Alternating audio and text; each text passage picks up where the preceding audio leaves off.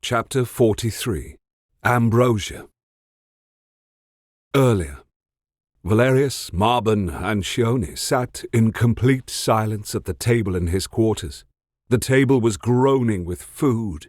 A massive roast beef sat on a large cutting board. Caitlin was cutting the beef into paper-thin slices. The meat looked succulent, with juice pooling in the grooves of the cutting board. Golden, crispy roast potatoes were piled high in another platter, glistening with melted butter and sprinkled with green parsley. If one wanted to make sandwiches from the roast beef, there were crusty rolls studded with rosemary and salt. Spicy mustard and hunks of strong cheddar were also set out. There was finally a salad with juicy, ripe tomatoes, crisp cucumbers, bright peppers, and a piquant dressing.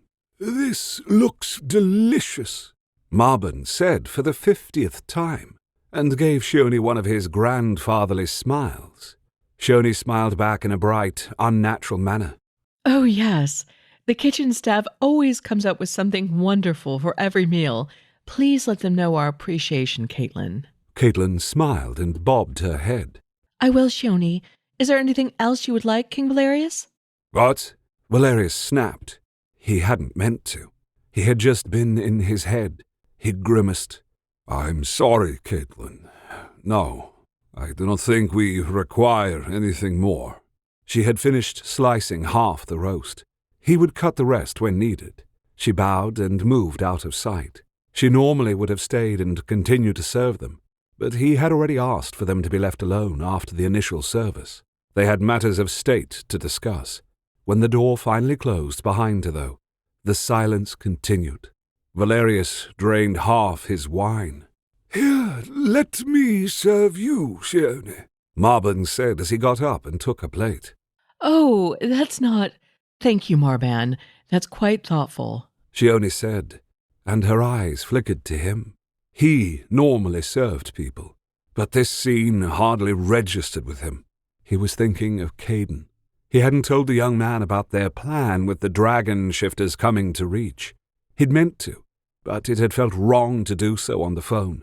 Besides, Caden had been so happy that Valerius had not wanted to ruin his mood with concern or any anxiety. Valerius was anxious enough for both of them, though he wouldn't have called it that. He would have just called himself moody, or out of sorts, or wanting to be the hell alone, unless Caden was his company. But he was anxious, because the dragon shifters had not all come together since the war, and he found that he was more concerned about this meeting than that one. He drank more wine. "So, you have invited the other dragon shifters to Reach to meet the white dragon shifter?" Marbin said, as he set Valerius's plate, now laden with food, in front of Valerius. Valerius blinked down at the food. He hadn't even noticed Marbin doing this, but he was hungry, so he grunted his thanks and dug in, shoveling pieces of the beef that melted in his mouth. "Caden and Iolaire would like this. I need to tell him to eat plenty of protein." "Valerius?" Shione asked. He glanced at her. Both she and Marbin were looking at him as they far more delicately ate their food. Valerius rewound in his mind what had been going on. He then realized that Marbin had asked a question. Yes, they are coming. To annoy me." He muttered the last. Marbin's eyes nearly disappeared in the folds of his wrinkled skin as he heard the last. "I am sure they will annoy you very much." "I've been preparing world leaders for this meeting. Everyone is nervous, though. Last night's meet and greet with the white dragon shifter has calmed some fears," Shione said. Marbin chewed his food thoughtfully.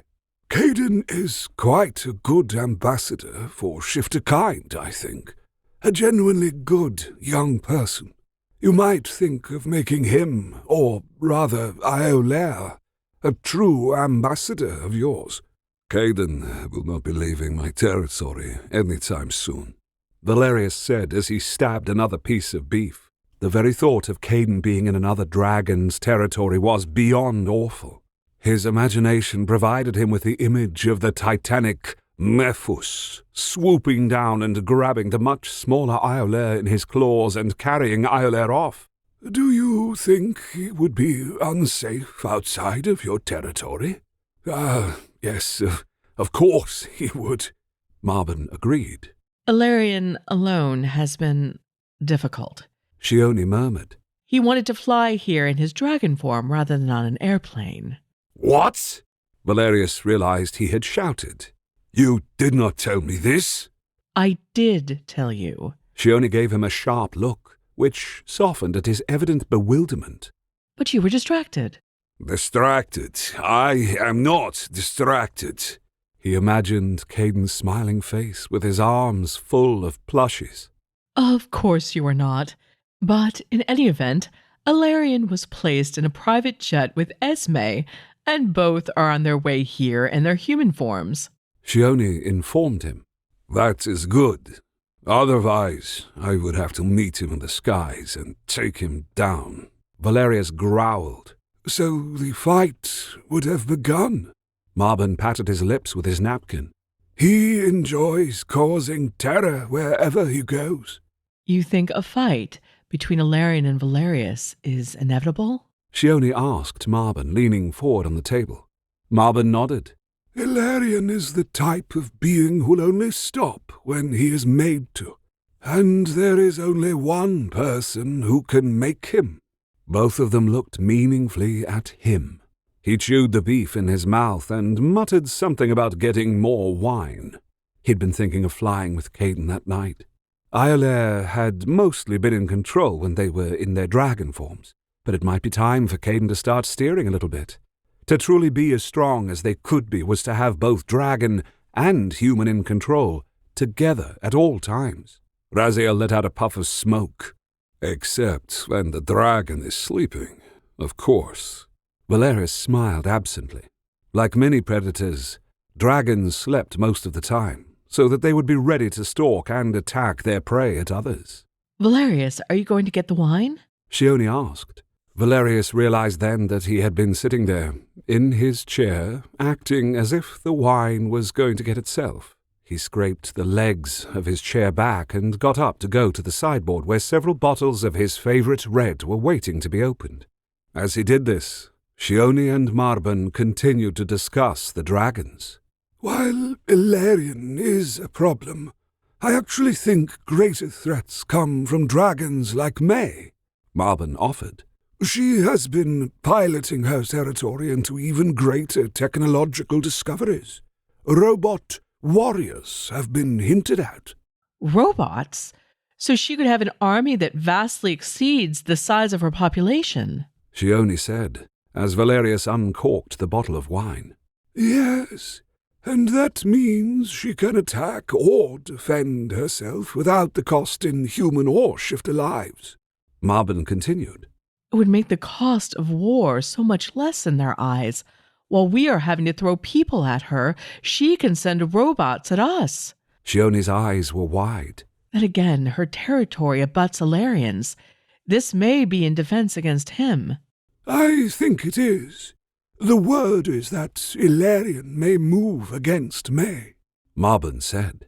May and Ilarion have been allies in the past, Valerius finally added to the conversation. The robots had disturbed him. May had always been fascinated with technology and clockworks in earlier years, so he had ignored her build-up of robotic helpers. Now he wondered if he had been wrong to do so. They might be pretending to be on the cusp of aggression simply to mislead us. Marbin nodded his head as he speared a crispy potato. True, there might be a lot of show going on there. Valerius poured out the wine. I hear tell that Caden asked you to look into the bombings that have plagued us. Marbin nodded. I am happy to assist our young dragon shifter. It is more than assisting him, Marbin. Shione lifted an eyebrow at the swarm shifter. I am just pleased to be of assistance. Marbin put that avuncular smile on his face, rather how another person might don a mask. I loathe when you pretend humility, Marbin. It annoys me, Valerius said pointedly. You are useful. Continue to be so, and your star will continue to rise. What have you found? Marbin inclined his head, accepting the chastisement without any rancour. Valerius knew that the old swarm shifter would adjust his behaviour to suit his audience. He had been used to annoying Valerius on purpose. Now, somehow, Valerius had to convince him that he would get more of what he wanted simply by being forthright. "Very well, but I am afraid I have very little useful information on this," Marbin admitted. "What I hear is that humans first are behind the bombings, and yet there are rumours of another faction aiding them." Caden stated that there was a shifter, a young girl who actually placed the bomb. Humans first would be unlikely to accept a shifter ally, Valerius said. "There are shifters who hate being what they are," Marbin told him with an almost stern look. Valerius frowned. Who were these shifters? "If one becomes a shifter of a kind that is looked down upon, for example, that can have a devastating effect on a life. One could see the spirits as parasites in that case." Even if such a shifter wanted to join humans first, I highly doubt that Hawes would accept them into his little group. But even if he did, he would not trust them with such a mission, Valerius pointed out.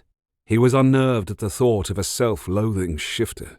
The spirits were connected to their souls. To hate them was to hate the very core of oneself. "Yes, true.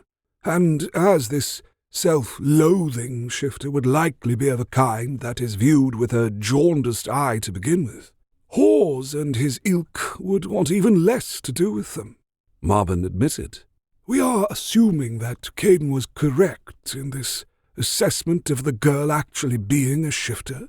We are, but I believe the memory of that day is burned into his mind, Valerius said. She only tapped her wineglass. She looked thoughtful. I remember the day that my spirit found me more clearly than yesterday sometimes. "As do I," Marbin agreed, and for a moment that avuncular grandfatherly face was gone, and a very weary, bitter person looked out at them. Yes, it is something that stays with you, Valerius agreed. Marbin, would you share that moment with us? Shione was looking curiously at the old swarm shifter. We have a lot going on with a new release almost every month, multiple audiobooks in production, free books on Amazon every month, special hardcover editions, and who knows, we might decide to do a merch box. How can you stay on top of all of that? By joining our mailing list. It's old-fashioned, but it works. On our mailing list, we can tell you what's happening in detail and send you links to what we're talking about. To join, go to the link in the notes. Marbin gave her a small smile that didn't quite reach his black eyes. "Do you want the story I tell my grandchildren, or the real one?" Shione did not immediately say, The real one. Instead, she regarded him with that cool, even gaze that had even Valerius squirming at times. It caused Marbin to drop his gaze to the table. "I was actually a grandfather by blood at one time, and a farmer." Marbin nodded his head, as if confirming the truth of his own words to himself. "There was a drought that year. My crop had failed. Loans were coming due that I could not pay. I was going to lose everything. The land that had been in my family for generations. And there I was, standing in my sunburnt field. The earth was dry as dust. The plants were all dead, yellow, brown, black. Sweat coursed down my face, dripping off of my chin, dropping to the ground that was thirstier than I was for water. The wealthy man I had taken the loan from was carried on a litter out to me. He normally did not leave his villa, but he did this day. He was like some kind of fat sausage, stuffed with all of the hopes and dreams of those he lent his coin to. He was smiling, despite the fact that he was sweating like a stuck pig. The litter-bearers brought him up right next to me. He leaned over, looming above me, smiling, smiling, smiling. You know what day it is, do you not? He asked me. I need more time. I can recover. Marbin. Marbin. He laughed. Even if you are a fool, do not mistake me for one. His beady eyes narrowed at me, all show of civility gone. Now, I think it is safe for us both to say that there is no chance you can pay your loan off. I remained silent, because of course he was right. Not even if I sold everything I owned could I have done so, not with the interest that he charged. Unless I am willing to change our deal. He smiled oily at me. What kind of change? I couldn't hide the suspicion from my voice, or the raw hope either. This land was all I would be able to give my 2 sons, my boys who meant the world to me. I was desperate for whatever he would offer, but I forgot at that moment who I was dealing with. This man, this creature, would never alter a deal that wouldn't give him more than he deserved. And since I was desperate, he would ask for everything and more. He did. Your son, Thomas. The man actually licked his flabby lips as he said it. I froze. What about Thomas? Give him to me as a slave, and you will have a whole year to pay your loan. At double the interest, of course. He licked his lips again. This man had a reputation. He lusted after young men. He abused them. He did unspeakable things to them. I would never give him Thomas. Never. I whispered on lips as dry as the dirt around me. Then I shall call my loan now, and you, Thomas, and your whole brood will be out on the street by this evening. The man snapped. His piggy eyes flashed with anger. He leaned further over the side of his carrier. And I shall have him anyways. It was then that a wasp appeared in the corner of my vision. They were hungry and thirsty too. The whole world was starved. Even as I saw in my mind us driven out onto the streets to starve, my Thomas carried away to be raped and tortured, I also imagined this wasp stabbing its stinger into the center of the man's eyes. I heard him screaming over the imagined screaming of my son. I imagined blood and the milky fluid of his eye as it burst like a grape flowing down his cheek, just as I imagined Thomas's clothes being torn from his body and his virginity being wrenched from him as well. I imagined the man screaming as a swarm of wasps covered him. They were all silent as Marbin stopped speaking. The old swarm shifter was breathing heavily. He drank down his wine as if he was as thirsty now as he had been back then. Valerius replenished his glass. Is that what happened? Shione asked softly. Marbin licked his lips and then wiped them with his napkin. Not exactly. The wasp came after me. The wasp that had been lazily flying through the air landed on me. I slapped it. I felt it crush beneath my hand and forearm. It left a stain of blood and organs on my skin as it fell down onto the ground. I was that wasp to the man. I was easily crushed. All of my power was nothing in comparison to his. And then there was a buzzing. It was so loud, so loud. It came from the south. I turned to look, even as the man was hissing about how I was nothing and he would have everything. There was a moving cloud of darkness in the south. It dove down from the sky. The buzzing grew louder and louder until I couldn't hear the man any more. It was at that point that the man noticed. He couldn't hear himself. He gazed up at this black moving cloud and his eyes grew huge. He screamed at his carriers to get out of there, but they were terrified too. They dropped the litter and scattered in all different directions.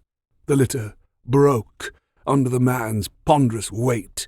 He let out a howl as the wood from the litter's floor stabbed up through his thigh. I didn't stay to see how injured he was. I ran too. And the wasps followed me. I could not outrun them. Not even the terror fueling my flight gave enough fleetness to my old limbs to make them pump fast enough. I felt the wasps' bodies hitting my back and shoulders. I frantically swiped at them. My arms flailed against them. It was like touching a vibrating wall. The wasps, though, settled upon me and started to sting. I tripped, falling face down in the dry dirt. The dirt filled my mouth, and then the wasps were in my mouth too, stinging me. My tongue swelled up so big that I couldn't close my mouth. The wasps went down my throat. They stung me inside and out. My eyes were covered in a moving mass of wasps' bodies. I felt their stingers reach my eyes, and the fate I had imagined for the man happened to me. My eyes were pierced. I was in agony. I was dying. I screamed, though, because if I died, then my beloved Thomas, my family, would all suffer worse than this. It was not fair to be weak like this. I roared as the wasps crawled into every orifice of my body. I felt them fill me until I was buzzing. And then my body broke apart. I was the wasps. It took a moment to realize this. The pain was gone. All there was the buzzing. I was flying, hovering above the ground where my body had been. There was only the dirt. When I moved, the swarm moved. I saw through hundreds of eyes. I breathed through countless mouths. I heard through the swarm. I have made you strong, my spirit said. Those were the first words it spoke to me. Now, what will you do with this strength?